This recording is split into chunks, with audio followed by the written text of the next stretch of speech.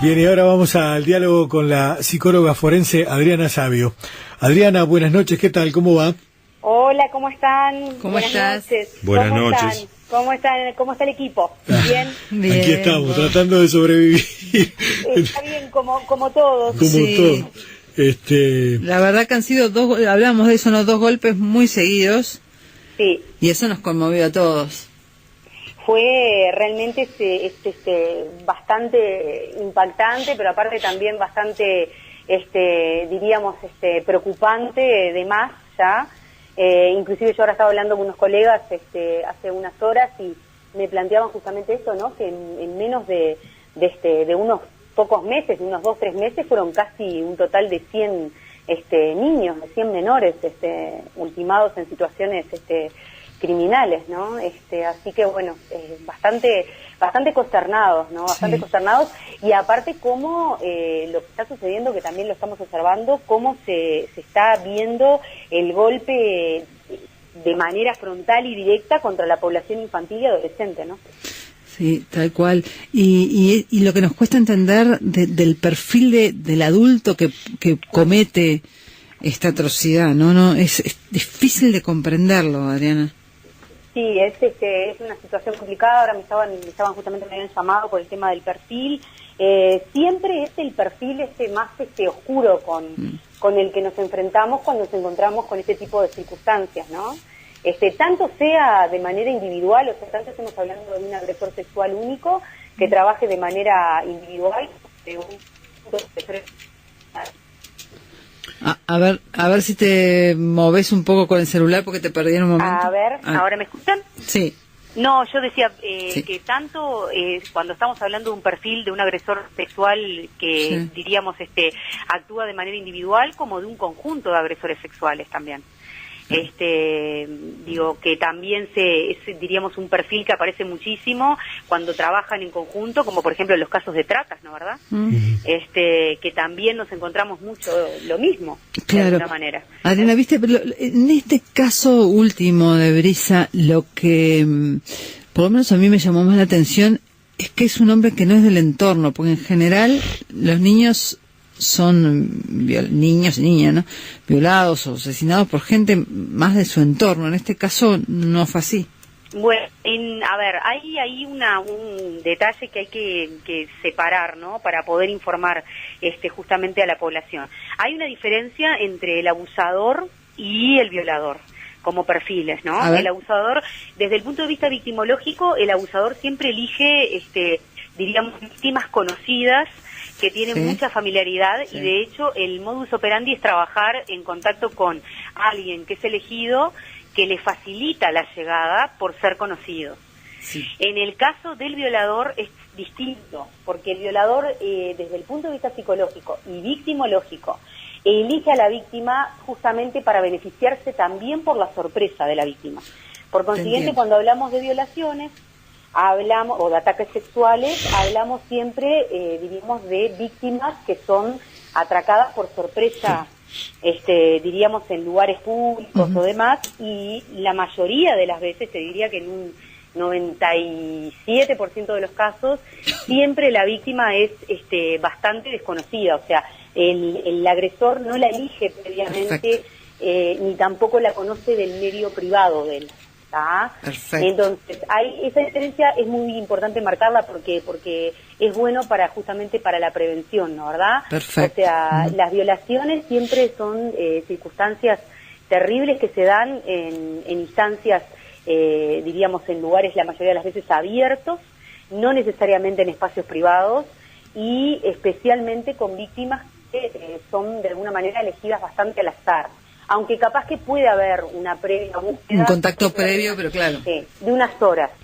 Pero cuando hablamos de abuso, sí estamos hablando de sexual, que se da intramuros la mayoría de las veces y en espacios de contacto privado directo con personas de gran conocimiento entre sí, la víctima y el victimario. Y la víctima la mayoría de las veces se elige que sea conocida por el victimario, porque el victimario se aprovecha más de esa situación, ¿no, verdad? Claro. Son perfiles diferentes, entonces. Son perfiles diferentes, y si los vamos, ¿no? O sea, si vamos a plantearlo también desde el punto de vista de la parte psicopatológica, te podés encontrar con un denominador común, sí, en donde hay un trastorno de personalidad, Claro. que puede tener distintas formas de manifestarse a través del vínculo y de lo social, pero principalmente con un eje interno que es bastante perverso, ¿no? O sea, Claro. aparece como esto de disfrutar de acceder a través de medios sexuales no apropiados al contacto con un menor, lo diga el menor que lo habilita o diga que no lo habilita. Y esto lo aclaro porque después cuando aparece todo el tema de la prostitución infantil, también plantean el tema de que, bueno, si la menor tenía 12 años y lo habilitó, no. O sea, no deja de ser, en el caso de prostitución de menores, y la figura de la agresión sexual está siempre instalada en los dos casos, diríamos. Claro. Además acá hay una violación, como es, pero hay también un homicidio.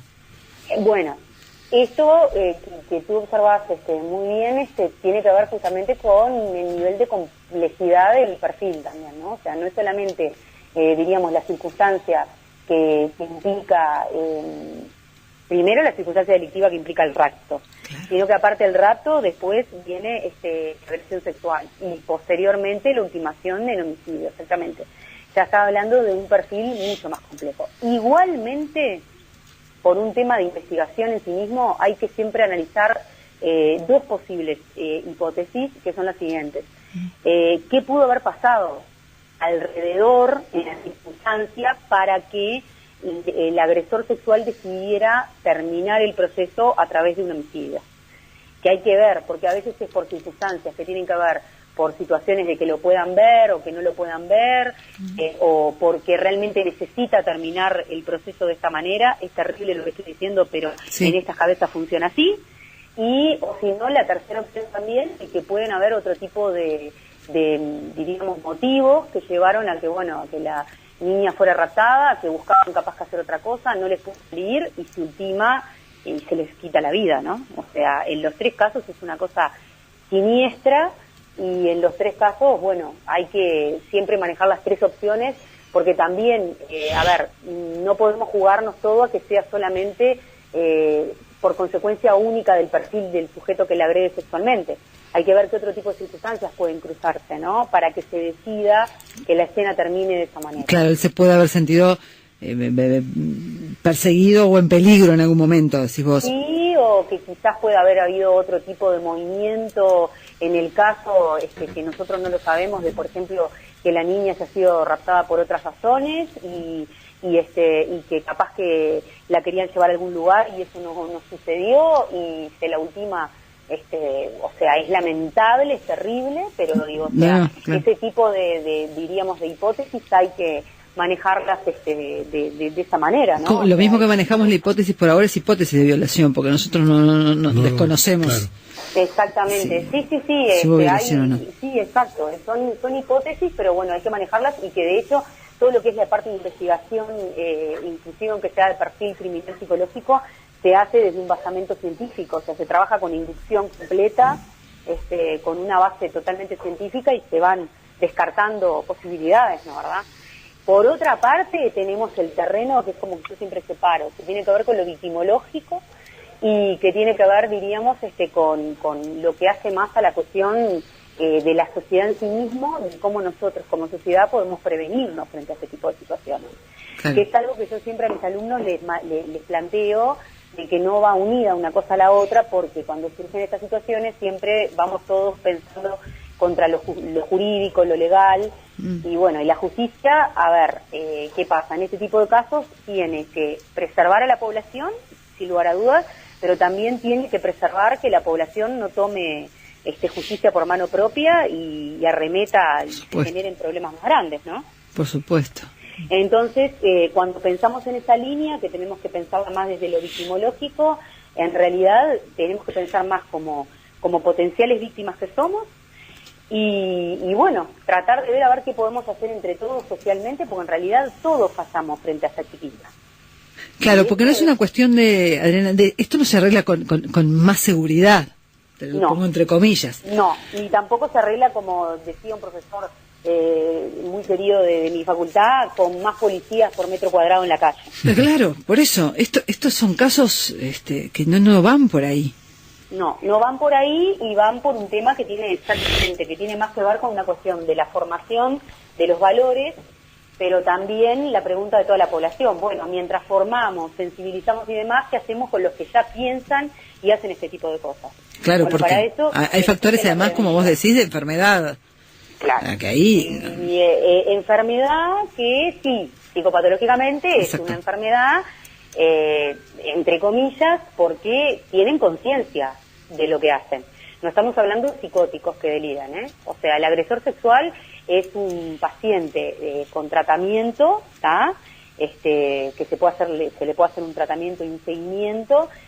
La mayoría de las veces no repliega el comportamiento, y de hecho es uno de los pacientes más complicados porque al ser un trastorno de personalidad tiene conciencia de que hace un daño, pero igual es como que internamente necesita hacerlo.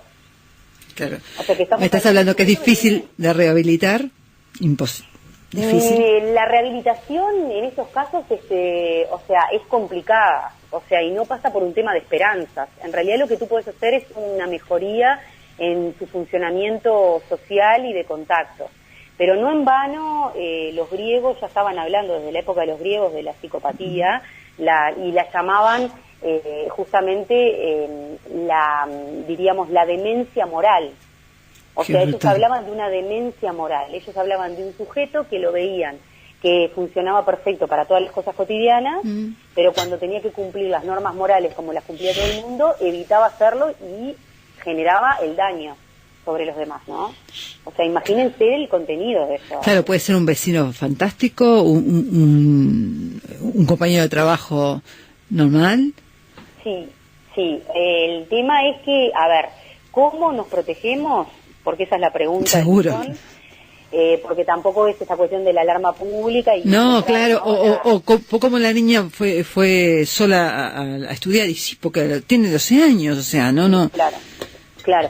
¿Cómo nos protegemos? Esto se genera una protección con la prevención, con hablar, con comunicarse mucho, con mejorar los vínculos emocionales y empáticos adentro de los núcleos familiares, con que los padres le pregunten a los hijos qué es lo que están atravesando, qué es lo que les está preocupando, qué es lo que les está pasando, con atendernos más a nosotros mismos y cuidarnos como núcleo. O sea, esto que parece una cosa trillada, que todo el mundo repite, ¿no? Como un loro, no pasa por ahí.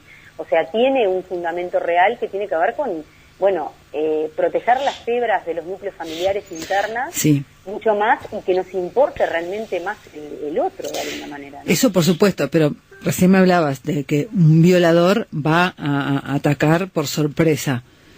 Eso es... ¿Te toca o no te toca?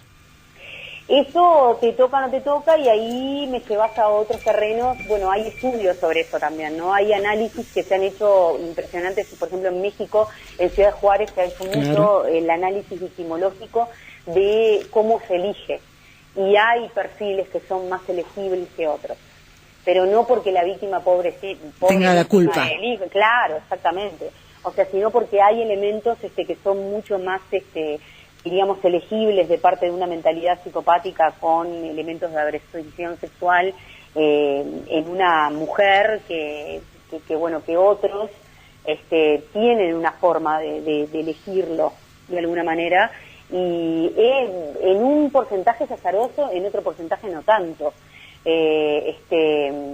Y justamente esto tiene que ver con, si no podemos controlar esos elementos, que son muy subjetivos de parte del atacante, capaz que lo que podemos hacer es mejorar en la comunicación y en tratar de prevenir y en tratar de que, los niños cuando salen a la calle no tengan capaz que tanta confianza, tratar de hablar más.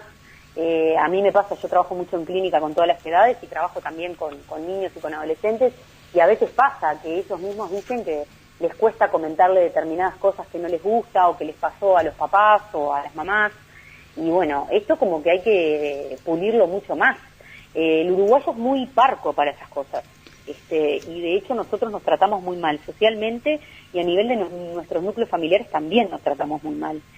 Entonces, ojo que no estoy echándole la culpa a la familia, pero sí hay una cuestión que tienen que empezar a mejorar de higiene dentro de los núcleos familiares, principalmente la circulación de información y de comunicación y de, bueno, y de que me importa también cómo están mis hijos, preocuparme, demás. Yo no digo, por supuesto, que en este caso, por favor, que no se malentienda, no hubiese preocupación de estos papás, ni que hablar, todo lo contrario.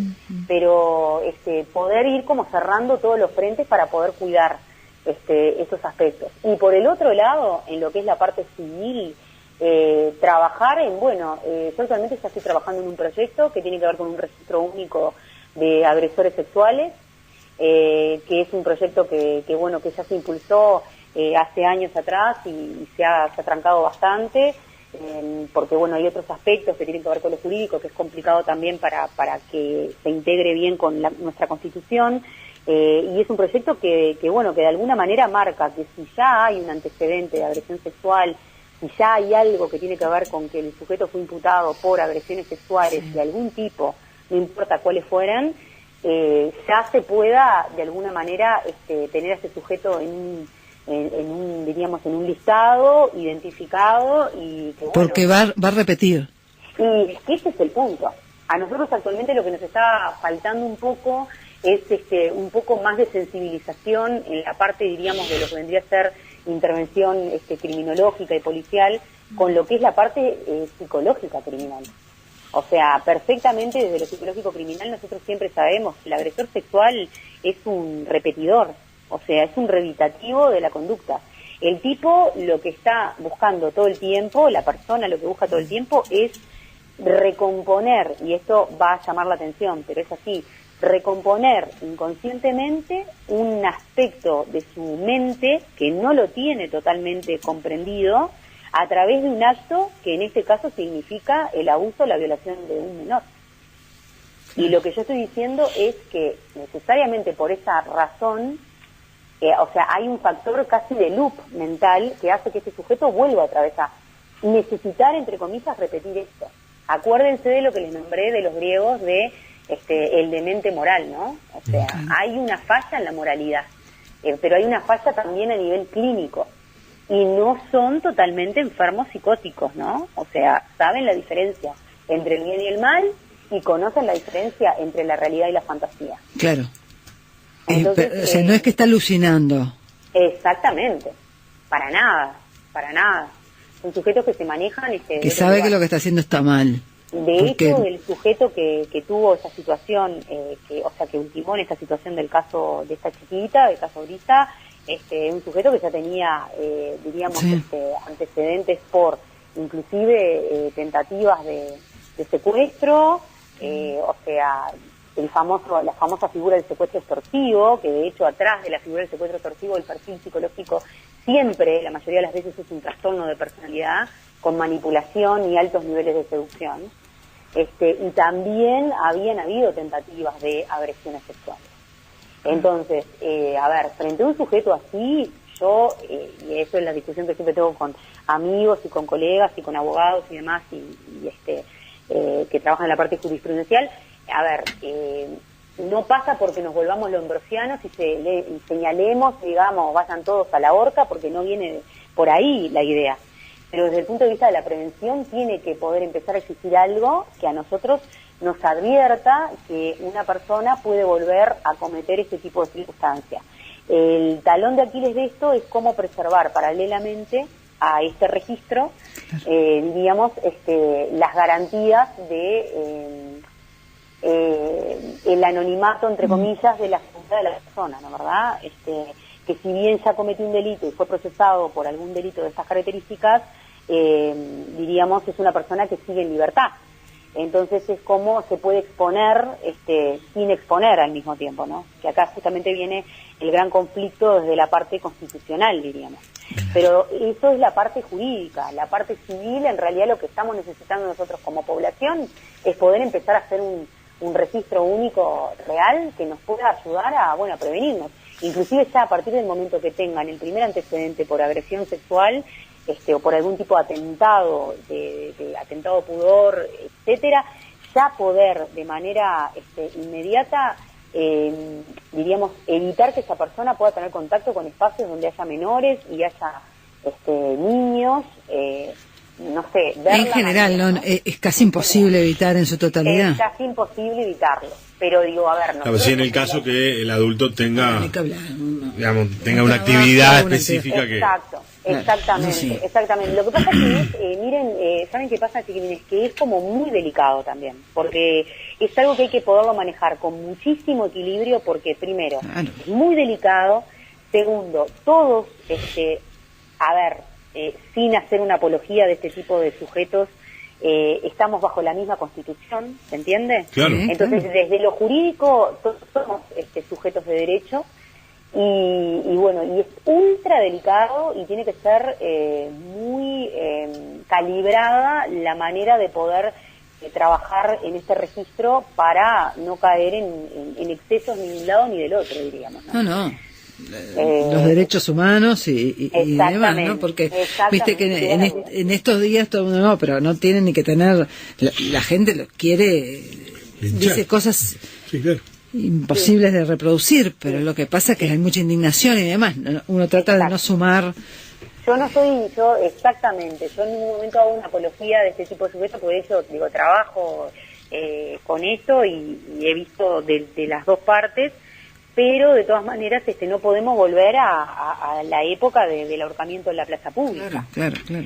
Entonces tenemos que tratar de encontrar un punto medio, y ahí yo lo que creo es lo que siempre digo, nosotros somos más del lado que están ellos, nosotros somos muchísimos más de nuestro lado, y yo creo que con un trabajo de sensibilización fuerte, con un trabajo de prevención fuerte, con un trabajo que ya se empieza a hacer desde las escuelas, de las instituciones educativas, y con algo que se llama compromiso de la gente. Nosotros tenemos a nivel social e inclusive antropológico una cuestión de no, ahora igual ya está como cediendo eso, ¿no? Pero hay algo en nuestra sociedad, que de hecho en prevención criminológica se trabajan estos estudios, que tiene que ver con eso de no involucrarse demasiado con los problemas del que tenemos al lado.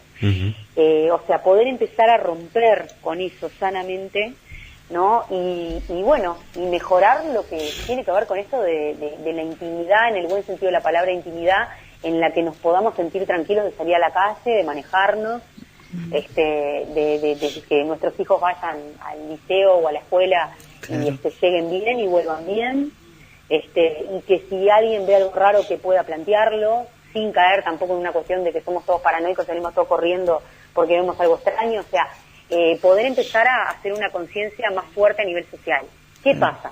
Los países que en Latinoamérica ya tienen el registro único de agresores sexuales, es lo que yo hablaba los otros días con unos colegas. El tema que hay instalado es que desde el punto de vista social también hay, diríamos, para llamarlo de alguna manera, una devolución desde la parte de la población en general, de que si saben dónde puede vivir alguien que tuvo este tipo de antecedentes, no es que vaya todo el mundo a acumularse a la puerta a matar a la persona, ¿se entiende? Entonces tratar de poder llegar a ese punto medio donde, bueno, podamos hacer un registro y que todos civilizadamente podamos manejarlo también y quedarnos todos más tranquilos. O sea, yo creo que trabajando así, sin lugar a dudas lo podemos vencer eso. Aparte somos un país de muy poca población. Muy pocos, claro que sí. Pero tenemos como que, bueno, y de hecho, inclusive, diríamos, desde todo punto de vista, inclusive desde el punto de vista también que tiene que ver con fuerzas de decisión política y demás, es un proyecto que tendría que ser apoyado ampliamente por todas las diríamos, las ideologías, ¿no? Porque tiene que ver con esto justamente que nombrabas muy bien tú, de los derechos humanos, y de la dignidad y de la integridad de todos. Porque yo les voy a decir algo que quizás choque, pero es importante decirlo también. Este tipo de desastres criminales que tienen que ver con lo sexual y que involucran menores, tienen que ver con un atentado muy importante a la dignidad humana en general. Y es principalmente, ni que hablar, a la dignidad de la criatura y del menor de edad involucrado, terrible, pero aparte también está involucrada la dignidad, que no la tienen, por supuesto, y que está totalmente quebrada, de la parte del victimario, ¿tá? Y yo no estoy diciendo que sufran, pero sí lo que estoy diciendo es que hay un empobrecimiento de dignidad general cuando pasan ese tipo de cosas. porque nos toca a todos en nuestra dignidad humana este tipo de faltas. Cuando pasan estas cosas, nosotros perdimos a un integrante de nuestra sociedad jovencísimo. Nosotros acabamos de perder hasta nenitas, todos. Entonces, si en tanto y en cuanto dejemos de tener esa cuestión de, bueno, verlo como un caso aislado, como algo totalmente desempatizado, no vamos a poder luchar, diríamos, a favor de lo que va en contra de esto, ¿no? O sea, para mejorar la parte sana social que pueda hacerle frente a este tipo de flagelos. Adriana, como siempre, gracias por este rato esta noche. No, por favor, gracias a ustedes por el compromiso que tienen siempre, por comunicarse, por la convocatoria. Les mando un abrazo grande y bueno, esperemos que las próximas veces que me contacte con ustedes sea para decirles que el proyecto va viento en popa. Ojalá que sí. Un beso grande, Adriana. Un beso grande, un abrazo para todos. Que pasen muy bien. Buenas noches. Adriana Savio conversando con nosotros.